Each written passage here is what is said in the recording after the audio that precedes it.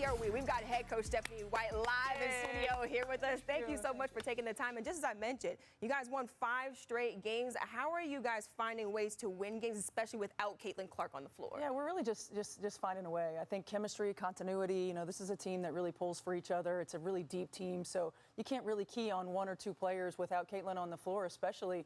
And they've got connectivity on both ends. I think our defense has improved.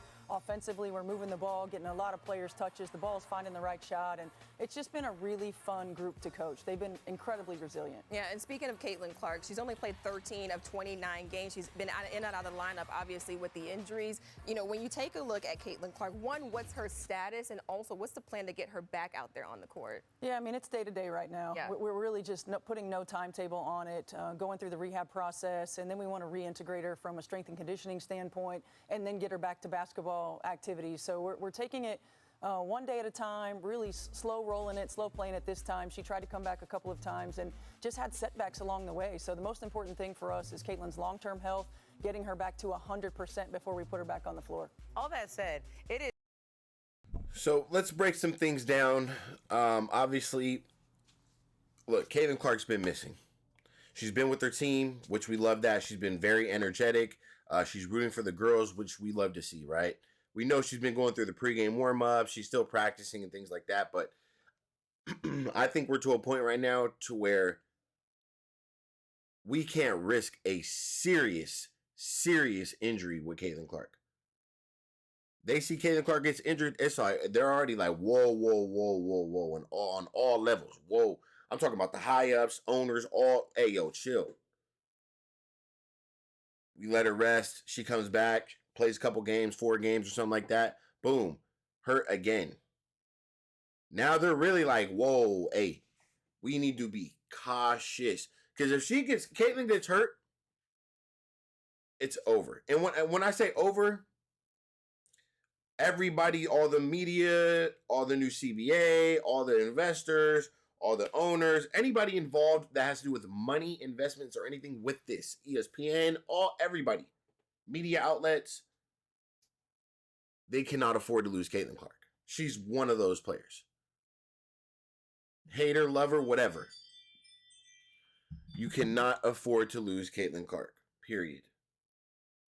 So, Coach Stephanie White letting it be known, like, look, we're really taking this thing serious with Caitlin. Just lets me know that they can't afford to lose her at all. The league can't afford to lose her. So, let's continue, man. It's not easy to go from having a ball-dominant player like Caitlin Clark on your team one day, and then not on your team for long stretches, and then back, and then back, and then not out. How are you guys shifting gears each time? Yeah, that's been the toughest part, and I think you saw it early when she was in and out of the lineup, just adjusting because she has so much gravity on the offensive end. We run things differently on the floor when she's on the floor offensively. Now we go smaller. We have a little bit more versatility, I would say, on the defensive end of the floor. But again, I think this group is we have some plug-and-play players that they don't care what their role is. They just want to get out there. They just want to compete, and we've found a little bit of a rhythm right now. And so when we re-implement and get Caitlin back in the floor, reintegrate her, I think we're going to be that much more dangerous. Coach, I got to ask you about the turnout. You heard it right there. We're going to be that much more dangerous. And this goes for everyone who keeps talking about, oh, the Indiana Fever can win without Caitlin. Well, yeah, they can go win ball games. Duh. They're a good team. But Caitlin Clark makes them that next level. And if you don't understand that, you don't know basketball. Straight up. Caitlin Clark makes them that much more better. It's like, bro, Caitlin Clark is a threat in herself. I hate how people are trying to downplay Caitlin Clark because she's been going through growing injuries on both legs. We're talking about assist leader last year, rookie of the year, NCAA all-time leading scorer for both men's and women's. We're talking about a girl who can just come and get hot quick. The shooting slump, I get it. Getting her shots up, trying to see some go down, not falling for her for a couple weeks. Okay, I get it. You would be out of your mind to doubt Caitlin Clark. Her pace, the way the girls run with her. I mean, and let's not, the defensive thing, I believe she was leading the team in steals, and she might still be. And she hasn't been playing. She might still lead the team in steals. She's up there. She's number 2 in rebounds. She's literally number 2 in rebounds behind Aaliyah Boston, I believe. It might have changed now. Natasha Howard might have been up there now or whatever the case is. But Caitlin Clark was your second leading rebounder. She was for sure your leading assist. She was your for sure leading the assist for Indiana Fever. We know that. And it could have been even higher. Right? And I still think she averages more assists per game than anybody in the league right now currently. And she doesn't even play. She's on the bench. How are you leading the WNBA as they've played 70, 80% more games than you, and you still lead the WNBA in assists per game this year? That shit mind blows me. I mean, like, that shit right there mind blows me, bro. But yeah, man. I mean, Caitlin, like I said, she's dangerous, bro. What she produces on a court, I don't think people understand. Points plus assists. Points is like what you produce per game. Nobody on the Indiana Fever or in the WNBA is producing more points per game than Caitlin Clark, and everybody knows that because it's a true statistic. Maybe somebody else is this current year, but if we go 9 games or whatever, however many games Caitlin's played for 9 games, Caitlin Clark is probably up there. Just being honest with you. Right? But yeah, man, we have so much to cover. But the team is for sure a lot more dangerous with Caitlin Clark on the floor. I mean, 100%. The defense, she was getting steals. You guys remember that game? She had like 4 or 5 steals versus Dallas. I mean, pick and page. Give me that, taking it to the rack. You know what I'm saying? She's one of your best free throw shooters. So I just don't get this narrative that people are trying to push that Caitlin Clark is not beneficial to the Indiana Fever. I'm completely lost on that. So let's continue here.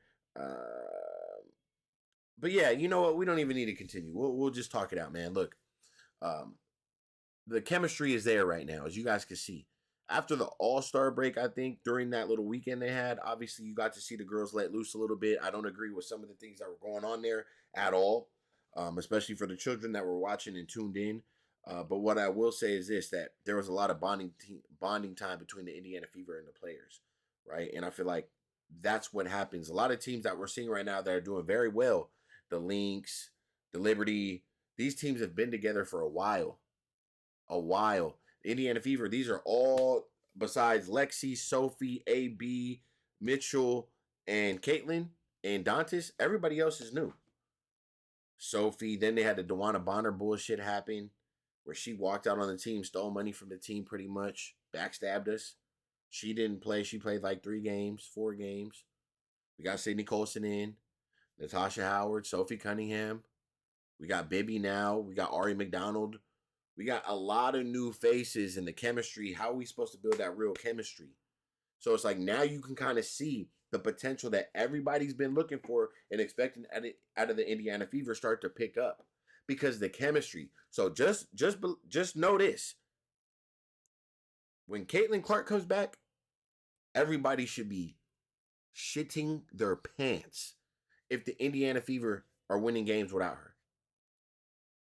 Another thing I want to point out is they score more points per game with Caitlin Clark on the floor. The Indiana Fever itself, the team, they score more points per game with Caitlin Clark on the floor. For sure. Hands down. Another thing, Aaliyah Boston plays her best basketball with Caitlin Clark on the floor. Kelsey Mitchell, you've been balling, but you play your best basketball with Caitlin Clark on the floor. Getting those out-league passes, being able to, pretty much have one-on-one opportunities because Caitlin Clark is demanding so much pressure from the defense that they have to scheme on her. They have to try to trap. They have to try to double team. Now that motion offense where we're cutting if Sophie Cunningham is hitting right now and she's on fire right now, boom. Now, Lexi, we know what you're going to do with Caitlin Clark. We know what you're going to do out there. Kelsey Mitchell, if you could be firing on all cylinders right now, baby, if you could get adapted to the roster and adapted to the team and get going, boom. Dangerous. And remember, the best teams peak at the right time, bro. So that's really all I got to say, man.